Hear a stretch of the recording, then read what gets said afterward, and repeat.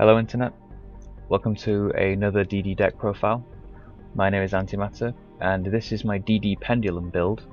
I was requested in the last video that I upload this because in my previous video I said that I'd be playing this deck, however it's now severely outclassed by the Graveyard variant, which can now also Pendulum summon.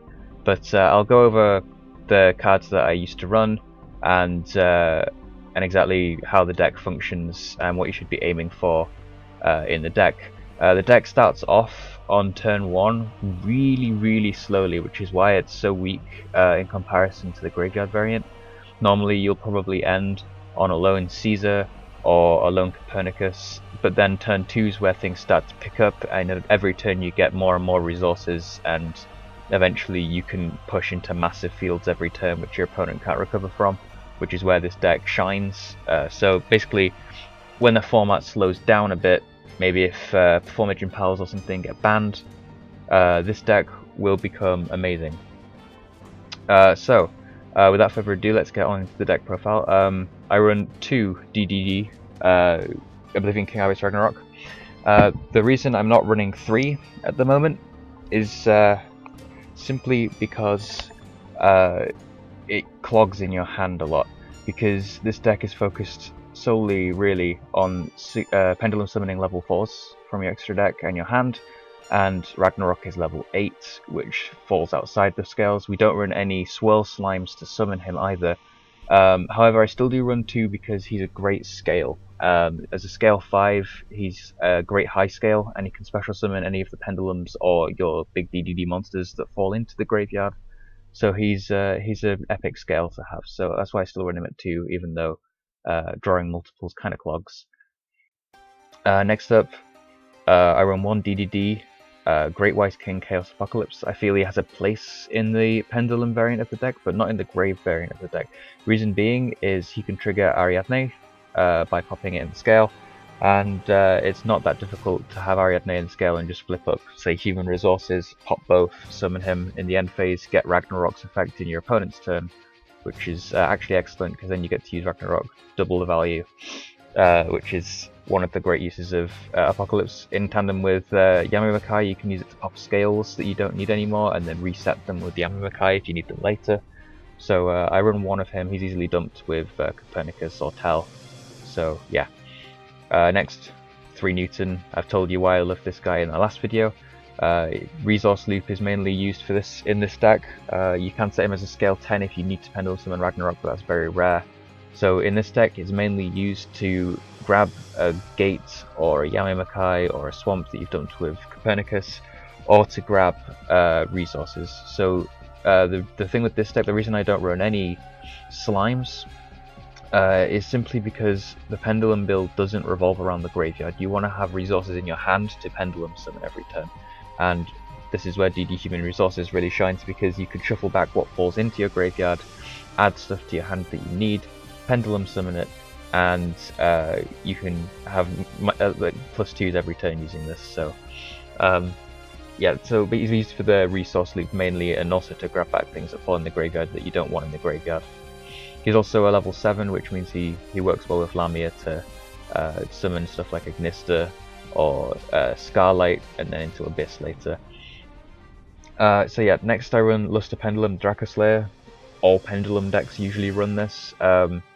Turn 1 scales, I usually love setting Luster Pendulum with Copernicus, and then you pop Copernicus searching another, and then you set the Copernicus and Pendulum summon the first one, and then you get a free dump. That's usually the first turn play.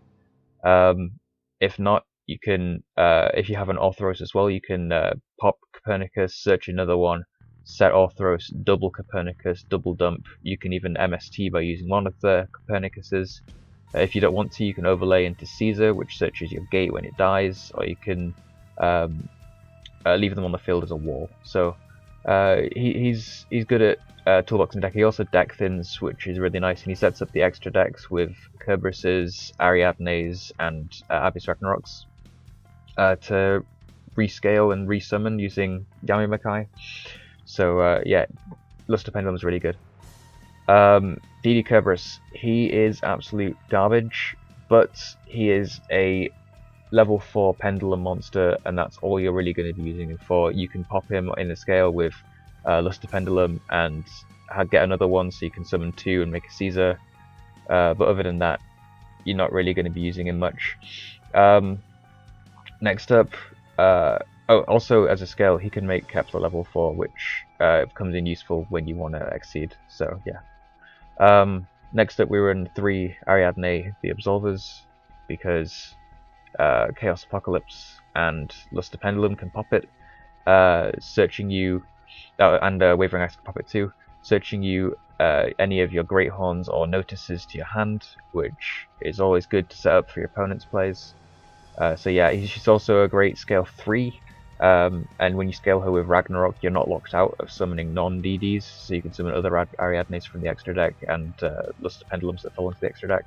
Same if you set Luster Pendulum and Ariadne, or Orthros and any of the other mentioned cards, because Orthros doesn't lock you into DDs either. So all in all, that makes it a really good card in the deck, especially because of its scale and its Pendulum and its monster effects. So next up, we run 3 DD Orthros, the main low scale of the deck, because it has a great Pendulum effect and it has a great scale to summon your level 4s. You can pop it using Luster Pendulum to get another one, which can set you up with Caesars and Siegfrieds, which is always great. But other than that, it's mainly just used for its spell and trap destruction effects, so that you don't get solemned by your opponent, which really hurts when you do get solemned after a big Pendulum push. Next up, 3 Copernicus. Dump what you need, get it back with Newton or resources.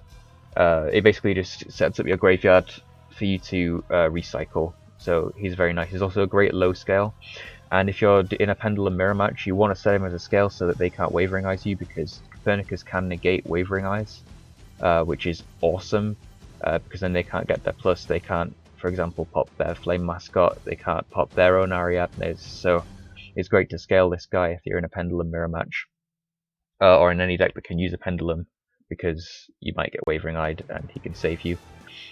Other than that, great for dumping level 4, Exceed potential, Synchro potential, you get the drift.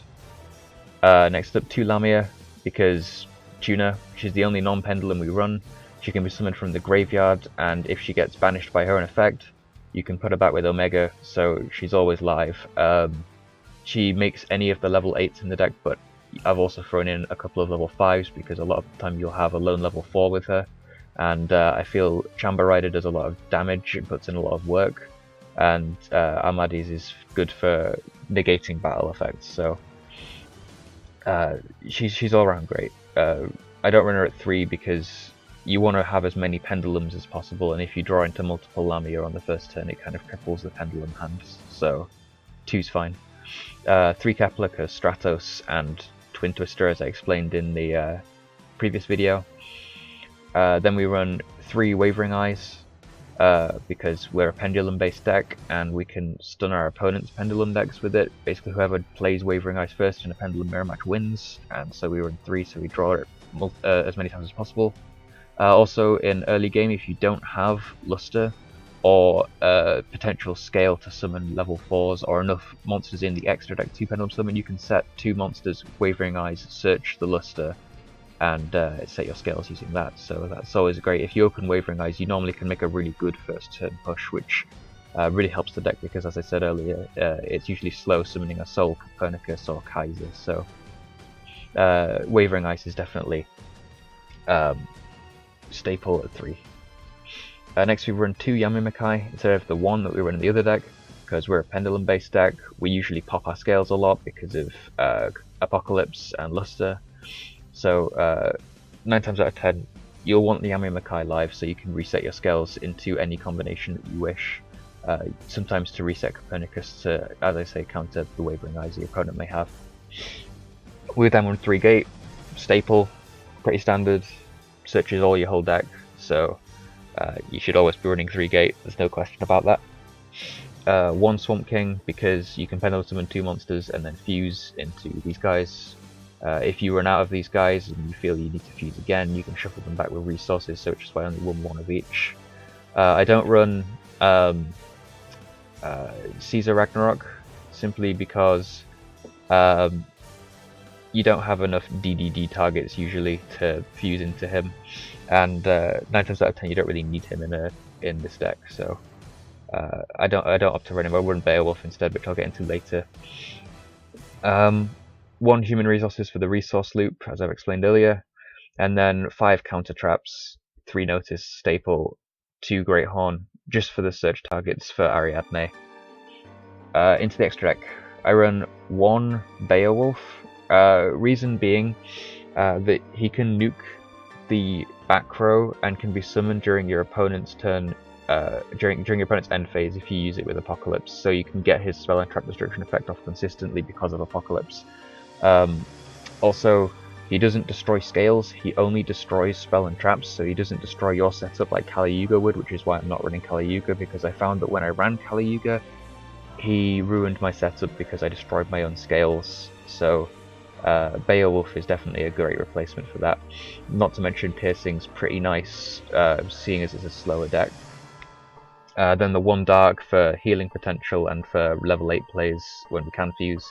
Temujin to rebuild boards. 1 Hot Red Dragon Archfiend Abyss, because we make level 8s a lot. We can make Scarlight Red Dragon Archfiend, and then summon Lamia and make Abyss really easily, which pairs well with Siegfried. 2 negates a turn is amazing. The reason I don't run Crystal Wing in this deck is because we don't run Alexander, because we don't run Night Howling, so you can't consistently summon Alexander and then go into Crystal Wing, so Abyss is a great replacement for that. We run the 1 Trishula because 2 level 4s plus Lamia, and Trishula is the best level 9. We run the Scarlight purely for Abyss. Ignista because Pendulum deck, and Newton plus Lamia is really easy to get off. Double Siegfried because you'll be Pendulum summoning Orthros a lot, and the only 2 level 8 Fiend Synchro monsters are Siegfried and Blood Mephist, and Blood Mephist isn't very good, so I run 2 Siegfrieds and 2 Caesars, so you can utilize Orthros as a Pendulum a lot more, so it's not just sat in your extra deck, which I found he was when I was only running 1 of each. Then the 1 Cypher Omega, so that you can recycle Lamias. The 2 level 5s that I mentioned earlier because of the level 4 spam. Tell, so you can rank up your Caesar late game, make some dumps, grab it back with Newton, or recycle it with resources. And then the 2 Caesars that you'll want to summon early game so that you can get your gates and your Yami Makais, and to protect your field. Pendulum monsters won't be resummoned by Caesar, but usually you'll be using your Pendulums to summon Synchros. This is a very Synchro orientated deck if you haven't noticed. You can make it more rank 4 focused as well. Cards I'd suggest for that, I would suggest stuff like Minerva, because she dumps cards into your graveyard for you to get back with Newton. I'd suggest other rank 4 such as Castel. If I had the room, I'd probably shove in Castel over, say, probably Armades. She doesn't really come in handy a lot. You can probably throw in a Castel instead. But yeah, you can make it very rank 4 orientated as well. If you wanted to, you could throw in what's it called? Constella. The one that ranks up into Infinity. You can throw in the Infinity combo with Diamond, because you can, after turn 1, pretty much summon 3 level 4s really easily. But it's not always too consistent, and you don't really want to be dropping all of your level 4s into the graveyard. So Exceed variant is incredibly reliant on human resources. If human resources gets negated or banished somehow, then you're pretty stuck in the Exceed variants, which is why the Synchro variant is so good, because you can recycle your level 4s a lot. But yeah, I hope this deck profile is useful to whoever wants to make a Pendulum build. As I say, the graveyard build is a whole lot better. This deck can Pendulum summon because of Dark Contract with the Yami Makai mainly, and it Pendulum summons a hell of a lot better, and it's more live early game, which is why it strikes a lot harder. So I prefer this deck a lot more to the Pendulum variant. But anyway, this has been the DD Pendulum deck profile. I hope you enjoyed. This is Antimatter signing out. Peace.